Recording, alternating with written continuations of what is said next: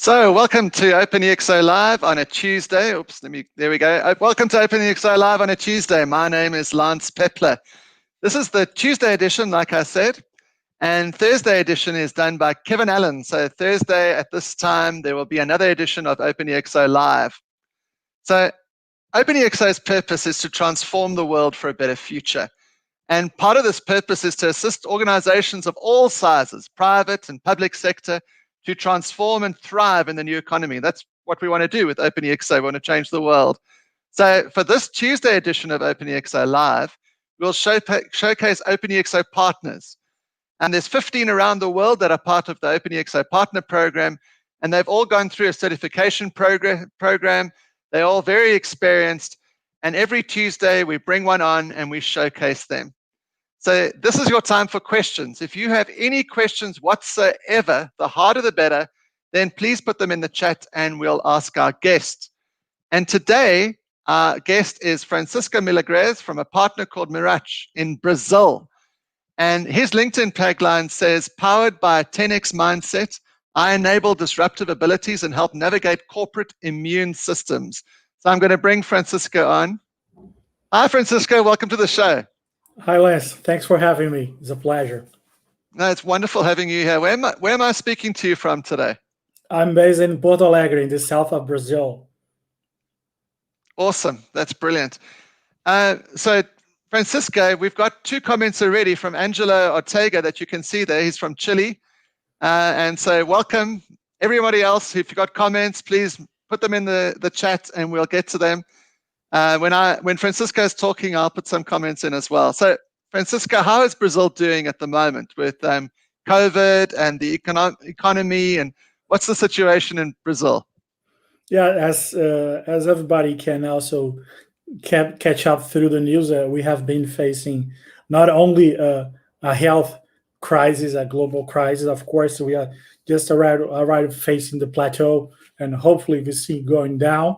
We also have challenges on the political side, as everybody can also be updated through the news. Of course, a lot of internal challenges, and we have elections approaching also as in the US. When are the elections? Yeah, we're having a lot of elections for city mayors and some deputies also in Brazil. When does that happen? November. Okay. Mid-November, yes.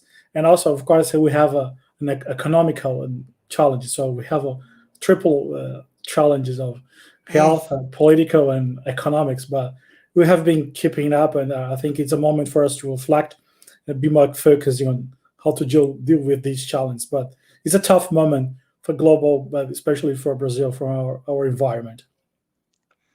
And you've just been on holiday, I believe. How was that? Yeah, I took the time after 190 days. I was counting without jumping to a plane.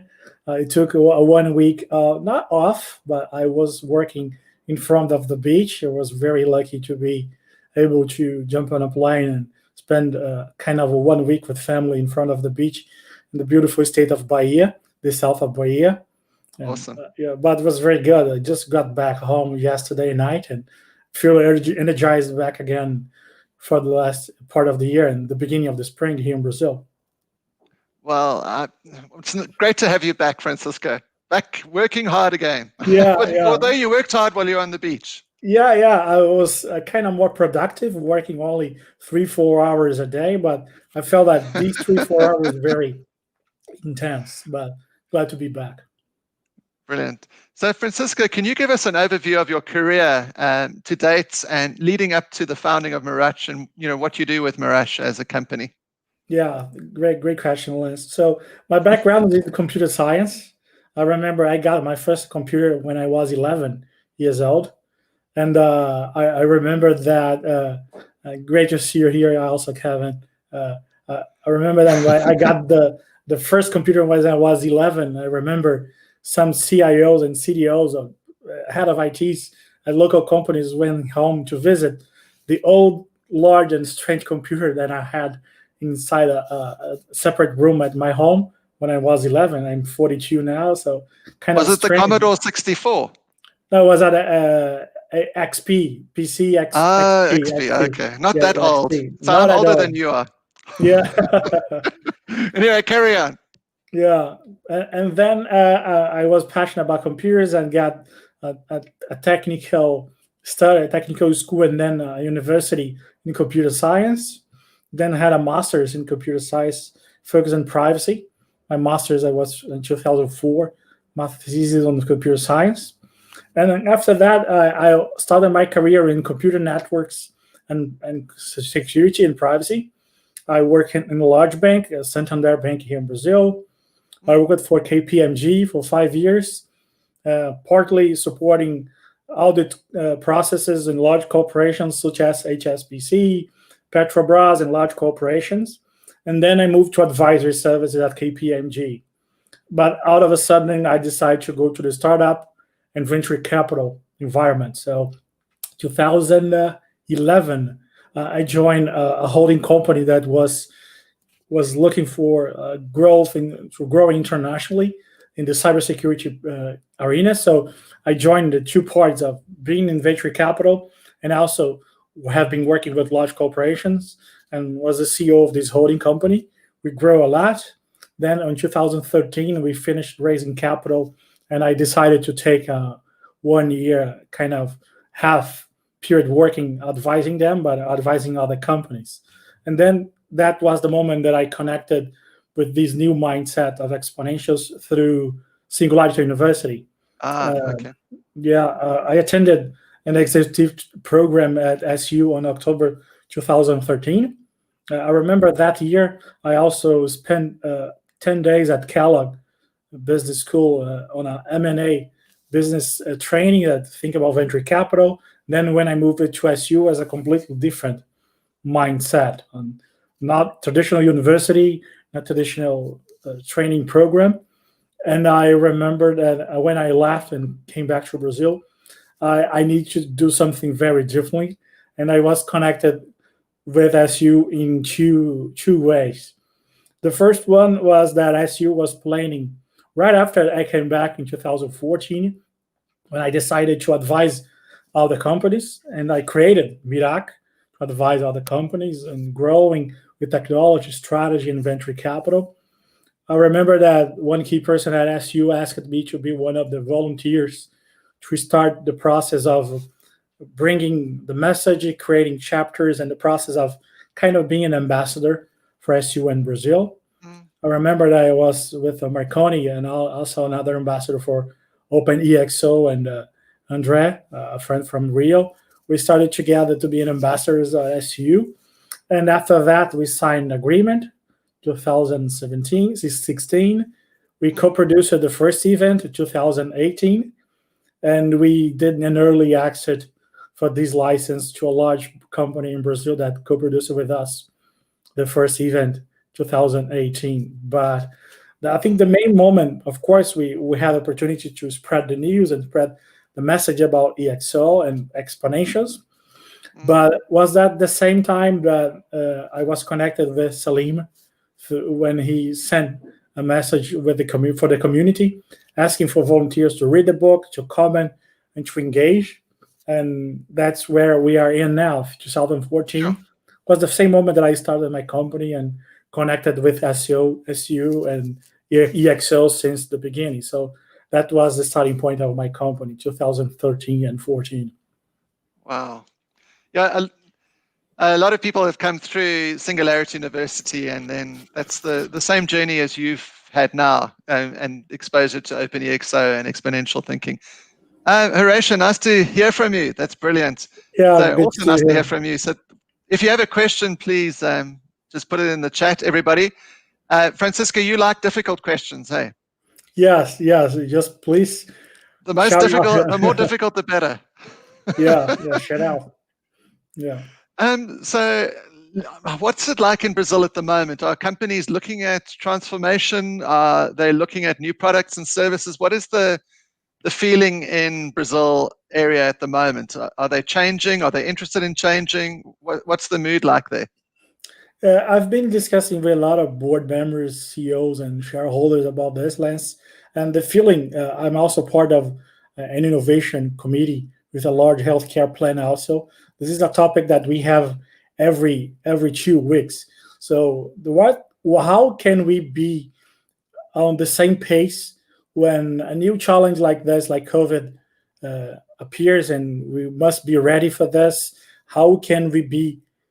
How can we prepare our teams, the management, and the board that we need to be consistent and ready and adaptable when a new crisis or a new challenge like this we face this in the near future? Because that's not a matter of if, it's a matter of when we may face new challenges like this, or new pandemic, or new challenges in the internet, or new technology that can face our challenges on using data or privacy, or like movements of large technology company supporting decisions of new global leaders on changing or making decisions on elections. We have been discussing this a lot on how these large companies or access to data can influence the process of making decisions in the future. So the main challenge now is how can we think about the short term and helping these large corporations to think about how we can still make money, think about short term, but have a long term vision on how to support them in the long term vision. So one of the things that I've been seeing a lot is large corporations with their boards and leaders creating structures like advisory committees, or at least inviting a board member with a digital mindset to sit aside with their old leaders that are already growing their strategy in the traditional way, but bringing new mindsets and new point of views on how they can connect with this to keep this company ready for the future of future-proof companies. Okay, so I want to ask you more questions about that, Francisco, but it's the people who ask the questions here. And so Angela has asked a question, were you a venture capitalist yourself? Yeah, I work at a VC company. I was one of the heads of the company that were investing in IT-based companies in the south of Brazil.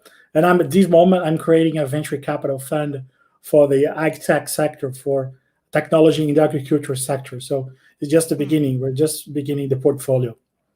And so Angela, I think Angela, maybe, if I'm not asking your question properly, then please ask it again. But I think he's asking what you look for in a company if you're going to invest in it. What keys do you look for? How do you know if you're going to invest in that company or not? Usually, when we see a pitch, I usually have a ratio of when you make a decision to an investment, you need to see at least 400, 300 companies before making one specific decision to go forward and invest. Usually, the first topic that I see is balance on three things. Usually, investing in early stage companies is the team, the market, and the product. I usually like to see a balance on this. And the main topic that needs to be established, concise, and be ready when independent on the market and the product is the team. On this kind of balance, team is 2/3 of this ratio.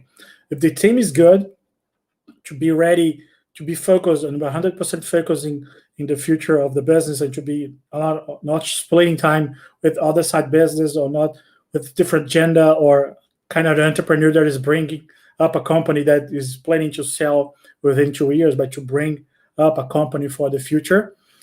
That's the key part.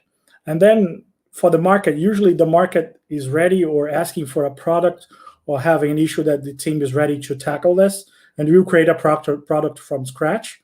Or you have a product or a service that this very good team is building, and then the market might not be ready. So the team, you build a product and adapt or test the market in order to have a product ready for the market. So usually that's the first ratio that I try to find. You need to find a team for this. And revenue, does the company need to be generating revenue already? Yeah. Or is it fine that they got a minimum viable product, or must they be a going company already? Of course, there are a lot of investors that focus on these kind of very early stage businesses. But usually when I go to find a thesis like this, I remember a business that I was discussing with an entrepreneur two weeks ago. This entrepreneur was pivoting his businesses, was letting go his old business model, focusing on a new now a B2B2C business model, and he was looking for validation and for revenue on this new business model. And I will only get together with him and get the details about this after I see at least 4 to 6 concise months of revenue, at least very small amount of revenue that's confirming that he's had got some market validation for his product or service. So, of course, the first glimpse that you do on a business is as when you get an A team ready to tackle a market or to develop a product. Because if you have an A team with a product ready and a market ready, usually it's not too early stage. But you have an A team building a product for a market that's not that ready, you can pivot, you can adapt, or a team that knows very well and is dealing with a market, but then in the future you bring or develop a product that's already on a product market fit and making a lot of starting to make a revenue, and then we can invest on the smart money approach. So it depends a lot on how we can support. So I need to make some money before I position my startup with you. And Angela also wants to know if you're investing outside Brazil at the moment. Not at this time, because since we are focused now in the agriculture sector, and the Brazil is of course one of the global leaders in agriculture, we are mainly focused in Brazil and maybe co-investing with investors in US. But we're mainly based on in Brazil and try to create our initial portfolio for the agriculture and ag-tech sector in Brazil right now. Cool. Fantastic. Thank you. So thank you, Angela. If anyone's got any other questions, please put them in the chat. I'll definitely ask Francisco. And Raj asked, what attracted you to the exponential concepts and the model? What got you going in it? And do you believe in it now even? So what attracted you in the first place? And, what do you really like about it? Yeah, very good question, Raj. I remember when I was advising a large cybersecurity company, and we decided to put together all the back-end systems and ERP and AI systems to be ready to provide the service that this company was providing. One of the main challenges is if we need to move this company from Brazil to US, or if you need to move this office to a 3 times bigger office, I will move this company with the laptops on our backpacks, and you cross the street and plug this again, and we need to be ready. Because the companies need to be able, all executives must be able to approve the payments and pay through their mobiles, and we need to be ready to process our transactions or to provide our service using our laptops. And that was the main challenge, because I remember when we were at the beginning of the cloud, the large corporations using cloud for their ERPs, and that clicked on the beginning of EXO, how we can leverage from assets that we don't have, and we will not want servers inside home. We want to leverage from service or other companies that you plug as APIs on our platform. We use external intelligence from the crowd to populate our database for AI interfaces. For interfaces, how we can pilot the interfaces using dashboards, and we can follow our OKR to manage our talents across the globe. So that was the main challenge. And I remember when I got in touch with the concepts, it kind of blew my mind, because we had all the pieces, but we didn't have all the names with the fancy names of scale and ideas. But ideas we were already scale. But we're already doing that. But it's good to be able to be already creating something that we already know how to put that in practice. So a LinkedIn user, doesn't give her name or his name, wants to know how you change someone's mind about scarcity to abundance or linear to exponential. Have you spoken to people before who can't really understand the concepts, and how do you do it apart from the chessboard? Everyone says the chessboard where you go double at every chair, or you take, do you use the step analogy where, you take 30 steps and if you doubled it, you'd be on the moon type thing? How do you explain to someone around the exponential concepts to get them to understand? Yeah, this is a concept that usually I try to connect with the person kind of mindset or the person business area. Usually, Mm, when I try to say this, is connecting in the finance, if this person is a finance background person, or if I go into the retail, how can I see a businesses that you are opening a store or brick and mortar store versus an online store? If you're opening an online store and creating, for instance, an engagement process that every business, every product or service that you sell online, and one person that is buying this indicates two other customers to buy a product or service with a discount, and then two other ones that you indicate four other ones, and you bring new examples focus on this person kind of portfolio of ideas or kind of their personal world. So I trying to find this person personal kind of arrangement of knowledge and then capture the example on this sector. I have already advised leaders in the sector of retail, online stores, or I remember one specific customer in the parking management company. I can mention that is a public information. Indigo, Parking Indigo is the largest parking management company in the world. They are French based. They manage Charles de Gaulle airport parking in all streets in Paris, Toronto airports, large airports, and large corporations, but only usually for thousands of parking spaces in the world. And they have already about 220,000 parking spaces managed in Brazil across 20 states. And I remembered when I mentioned for them that if you want to grow exponentially, you cannot get exponential numbers of parking spaces and lots and mm, buildings to manage because you will not be able to keep up with this. There's a lot of cost on this. But mm, remember, when you need to solve your customer problems, is how you can find the best spot to park, even though this is not the spot that you own or you manage. How you can solve this problem. And I remember that we clicked with a solution that they created a platform that was connected with their system, but could connect with other smaller parking management companies that have maybe 20, 30 parking spaces, but there's not a target for this company. They're mm, only managing large parking lots. How can they support them? They created an app that could be a platform that support all the other space that was competing for their pockets and for the revenue for the customers. mm, Because when I choose to park a car in a place, I only have two decision criteria aspects. I choose for conveniency and I choose for price. There's not no other aspect that I choose where to park my car. I do not mm, choose to park my car because I like the brand or because there's another aspect of a marketing because there's a yeah. availability, there's a better price. So they created an app that could tell when you're about to park on a specific region what is the cheapest. They have a space available, and this data is provided by them, even though this client is parking on a place that is based on their competitor. When of course they'll get a share of this, and exponentially can in this exponential can grow because of course they have only a share of the parking spaces across the country, but they could grow exponentially because they could support smaller places that need to manage their parking systems for 20 Ah, spots. And that was the click. okay.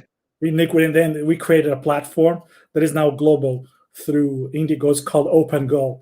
So you can just operate and go your parking management space for 20, 30 spaces.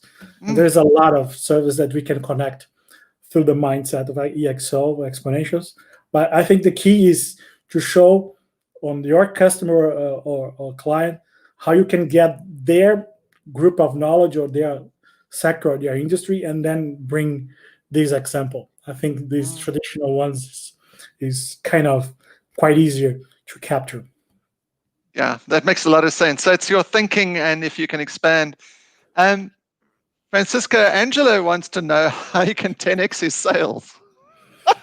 And Yeah, I that's suppose, a very good I suppose, question. Angelo, it depends what you're selling, right? So, Yeah. but you can look at staff on demand. You can, do e-commerce. You can look at algorithms to make it more efficient for you to sell. You know, So all sorts of things, but have a look at the scale and the ideas, and have a purpose, and then you could have a look at maybe increasing your sales. But Francisco, I would like to ask you about Mirach. Mirach, what does it do, and what services does it provide?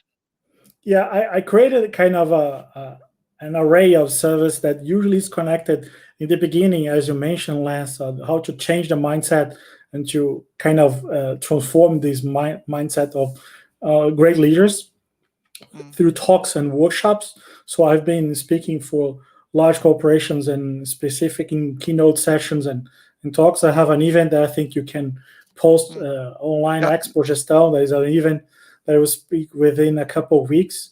I will do a session for tools in SMEs. It will be only in Portuguese. And Salim Ismail will do a session about Star Trek versus Mad Max and the future of the humanity. It will be in English and in Portuguese, subtitles in Portuguese. And if you send me a message also, you can support you, give you a discount code for this event if you're watching this. So Expo Gestão is an event that we are promoting, and I've been part of this. And this is a part of the service that I have been providing. Another array of service that a lot of corporations are asking a lot is how I can serve in the long-term vision as a board member or an independent board member or independent member of advisory committees, usually focused on innovation and strategy.